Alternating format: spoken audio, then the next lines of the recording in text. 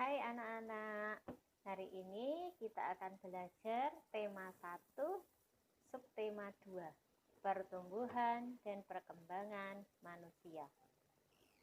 Manusia merupakan salah satu makhluk hidup.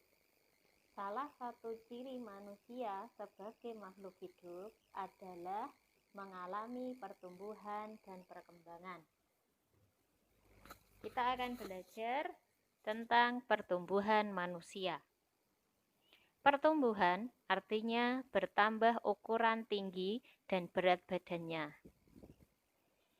Ketika kalian bayi, beratnya 3 kilo. Sekarang kalian sudah beratnya 20 kilo, 30 kilo.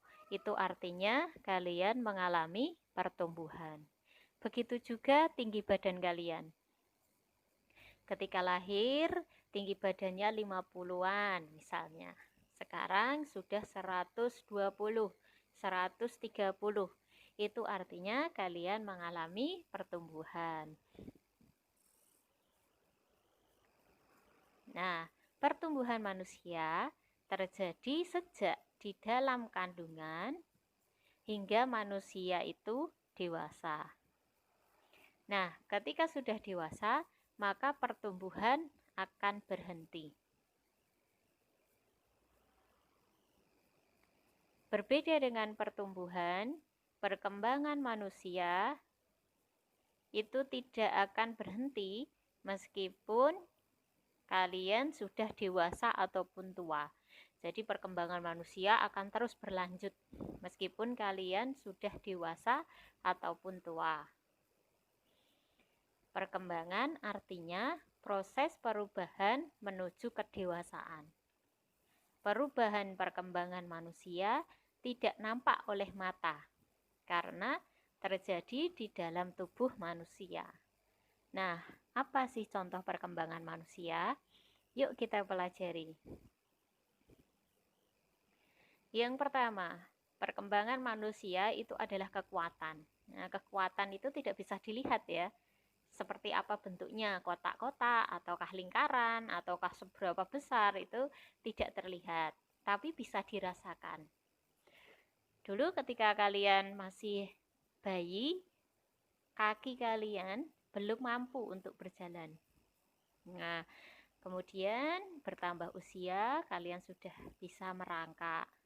Bertambah usia lagi, kaki kalian sudah kuat untuk berlatih berjalan. Sekarang kalian bahkan sudah bisa berlari-lari. Nah, itu adalah perkembangan kekuatan kaki.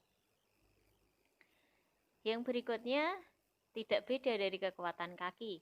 Kekuatan tangan pun mengalami perkembangan. Dari ketika kalian masih kecil, untuk mengangkat botol susu itu masih kesulitan. Nah, sekarang mengangkat beban yang lebih berat dari botol susu itu pun terasa lebih mudah. Itu karena kekuatan tangan kalian sudah mengalami perkembangan.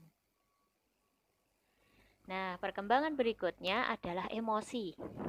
Emosi itu seperti rasa senang, sedih, marah, kecewa, atau bahagia. Nah, semakin hari kalian akan bisa merasakan, oh ini yang namanya senang, oh ini yang namanya sedih, ini yang namanya marah, ini yang namanya kecewa, bahagia. Nah, semakin kalian dewasa, nanti kalian akan bisa memahami dan mengendalikan mana yang baik, mana yang tidak. Oh, ini aku sedang marah, maka aku harus bisa mengendalikan. Oh, ini aku sedih, maka aku harus bisa mencari cara supaya aku tidak sedih lagi. Nah, itu adalah proses kedewasaan. Kemudian ada perkembangan pikiran. Dulu waktu kalian masih kelas 1 baru belajar membaca, mengeja huruf. Sekarang sudah lancar membaca. Itu artinya kalian mengalami perkembangan pikiran. Dulu waktu kelas 1 belajar lambang bilangan sampai puluhan. Nah, kelas 3 sudah belajar lambang bilangan sampai ribuan. Nah, itu artinya kalian sudah mengalami perkembangan pikiran. Nah, apa sih yang mempengaruhi pertumbuhan dan perkembangan manusia? Yang pertama, makanan yang bergizi. Makanan yang bergizi itu mengandung zat gizi, contohnya karbohidrat.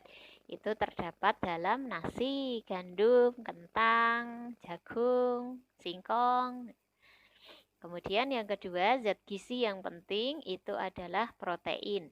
Protein itu terdapat dalam lauk pauk. Protein hewani, misalnya ikan, daging, susu, keju, dan telur. Protein nabati itu berasal dari tumbuhan. Contohnya, lauk tempe dan tahu.